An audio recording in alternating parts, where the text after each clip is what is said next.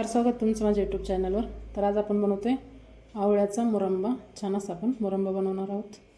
तर सुरुवातीलाच एकदम छान असा आपला इथे मुरंबा झाला आहे। तो व्हिडिओ कुठे स्किप न करता पूर्ण बघा। रेसिपीला सुरुवात करूया। आणि तुम्ही माझ्या चॅनल अजून सबस्क्राईब केलं नसेल तर प्लीज सबस्क्राईब करा। रेसिपीला सुरुवात करूया आपण। तर छान असा आपण इथे मुरंबा बनवणार आहोत। तो व्हिडिओ कुठे स्किप न करता बघा। तर आवळा मुरंबा बनवण्यासाठी सर्वात आधी इथं मी आवळे घेतले। तर आवळे इथे आपल्याला मी इथे अर्धा किलो आवळे घेतलेत। तर हे आपल्याला सर्वात आधी उकडून घ्यायचे। तर उकडण्यासाठी मी ते चाळण घेतले। चाळणीमध्ये सर्व आवळे आपल्याला टाकून घ्यायचे।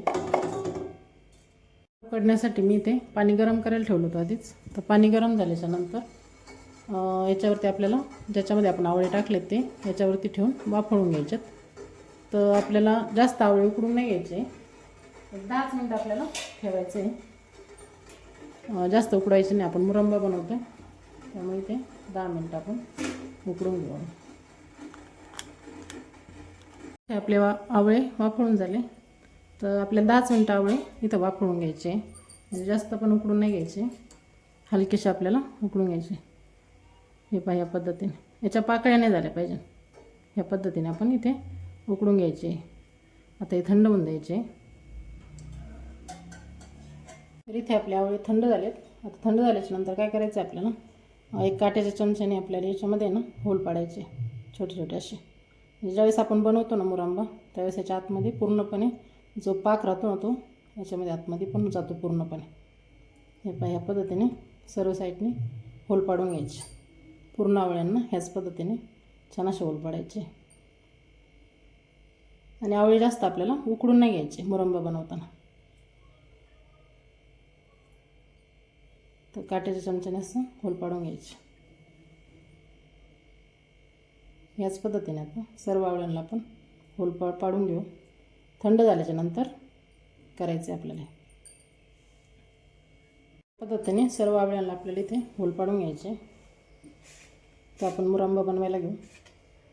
बनवण्यासाठी आता गॅसवर कढई ठेवायची आणि जे आवळे आपण उकडून घेतलेले त्याच्यामध्ये टाकून घ्यायचे पूर्ण।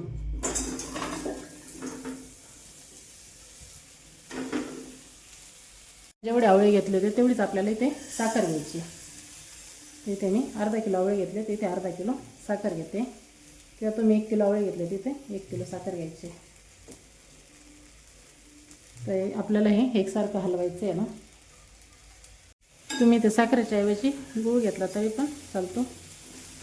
तर छान अशी ते साखर मेल्ट होते याच्यामध्ये। त्याच्यामध्ये चवीप्रमाणे थोडंसं मीठ टाकायचं आपण, एकदम थोडंसं टाकायचं, जास्त नाही। आणि वेलची पावडर टाकायची याच्यामध्ये। तिथे अर्धा चम्मच मी वेलची पावडर टाकते। आता हे छान मिक्स करून घ्यायचं आणि एकसारखं याला हलवत राहायचं, नाही तर खाली लागून जाईल। छान अशी साखर याच्यामध्ये मेल्ट होऊन द्यायची पूर्णपणे। तर गॅस कमी ठेवायचा आपल्याला। काही ते छान असं मिक्स झाले, साखर पण मेल्ट होते याच्यामध्ये हळूहळू। तर दर 1 मिनिटाला असं हलवत राहायचं, म्हणजे लागणार नाही खाली। तर ह्या पद्धतीने हे पहा, आता गॅस आपल्याला कमी करायचा आहे। तर सुरुवातीला जेव्हा आपण साखर आवळे टाकतो त्यावेळेस गॅस फुल करायचा, म्हणजे साखर छान अशी पटकन मेल्ट होते याच्यामध्ये। आता कमी गॅसवरती आता हे शिजून घेऊ आपण। अशी ते साखर मेल्ट झाली होऊ शकतं, एकदम आवळ्याचा पण कलर एकदम चेंज झाला आहे। तर कमी गॅसवर अजून आपल्याला हे शिजवून घ्यायचं आहे। हे पहा, या पद्धतीने